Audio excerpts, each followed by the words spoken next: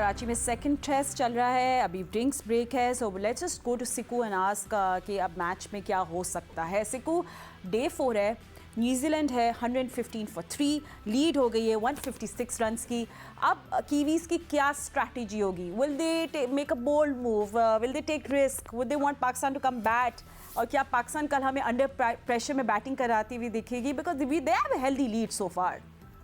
देखो, मुझे नहीं लग रहा कि अब न्यूजीलैंड को ये बड़ा चांस लेगा। पहले तो अभी ये मैच बचाने की कोशिश करेगा, इसलिए कि 150 कुछ नहीं है। अगर 250-300 रन भी पाकिस्तान को पूरे दिन में करने पड़े तो पाकिस्तान हो सकता है चला जाए। देखिए, जब कोई टीम डिक्लेयर करती है ना, तो वो 50-50 चांस रखती है। वो एक तरीके से लालच देती है कि आप ये करने जाओ तो हम जीत जाएं। तो इस पिच में ऐसी कोई चीज नहीं है कि आप आउट कर सकें। आप चैलेंज करेंगे पाकिस्तान को, आप दे देंगे आए जी 300 रन करें हम दिन भर में, आपको आउट करें, बड़ा मुश्किल लग रहा है मुझे।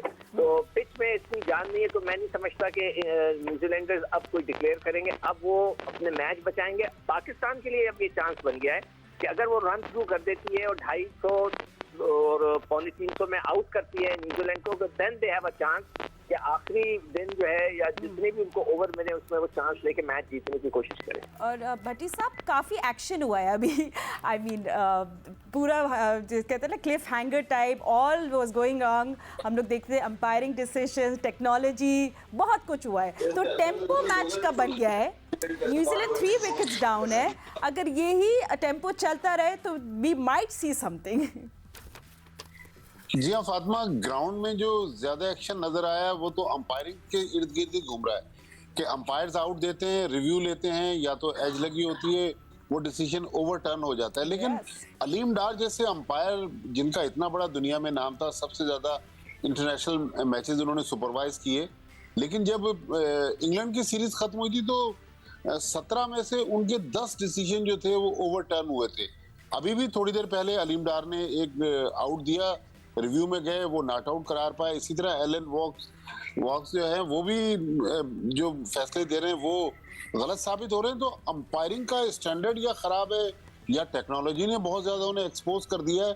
लेकिन मेरे ख्याल में अगर 300 रन ऊपर चला जाता है न्यूजीलैंड, तो कल आखिरी दिन पाकिस्तान के लिए इतना आसान होगा नहीं, क्योंकि हमारे स्पिनर जब गेंद कराते हैं तो लगता है कि गेंद स्पिन नहीं हो रही। कल शाम को हमने देखा न्यूजीलैंड के स्पिनर्स जब गेंद करा रहे थे तो गेंद बहुत ज्यादा स्पिन हो रही थी। हालांकि टॉम ब्लैंडल जो उनके विकेट कीपर है वो कल शाम को कह रहे थे कि विकेट फ्लैट है, लेकिन न्यूजीलैंड के स्पिनर्स के सामने तो ये विकेट फ्लैट नजर नहीं आती।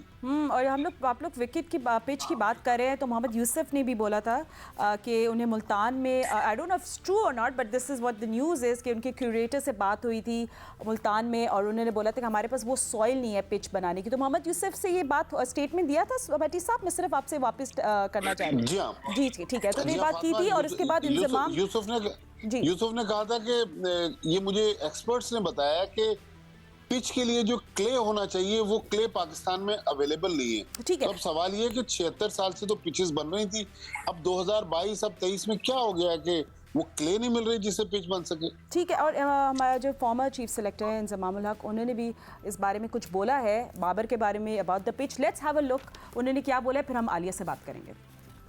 बाबर आजम का देखें, असल में कप्तानी है ना मुश्किल चीज़ है, और ये वक्त के साथ करने के साथ आती है कि हम जहाँ भी 1 से 2 सीरीज़ हारते हैं हम चेंज करने की बात करते हैं। मैं इस चीज़ पे थोड़ा सा इतना बिलीव नहीं करता।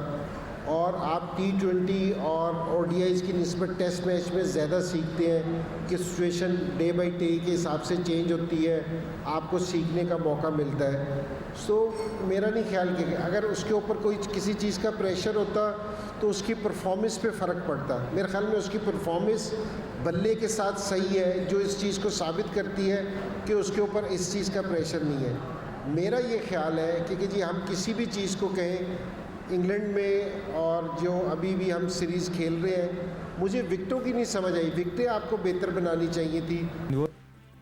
आलिया, आई थिंक अब सब ने आवाज़ उठा दी है अगेंस्ट लीडरशिप पीसीबी कि you can't have pitches like this. I mean it's ridiculous. जो हमने टेस्ट मैचेस देखे हैं, दे आर सोललेस, और अगर टेस्ट में सोल नहीं हो then where's the beauty in test match? So it becomes boring.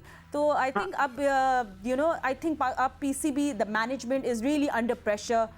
they don't have much time. They need to improve this now. बिल्कुल देखिए, अभी कमेंटेटर्स जो हैं जी। वो भी यही कह रहे थे कि आपके पास बेहतरीन बैटर्स हैं, आपके पास जबरदस्त बॉलर्स हैं, मगर इस किस्म की पिचेस बना के आप क्या करेंगे, क्या करना चाह रहे हैं, किस ब्रांड की क्रिकेट को आप प्रमोट कर रहे हैं।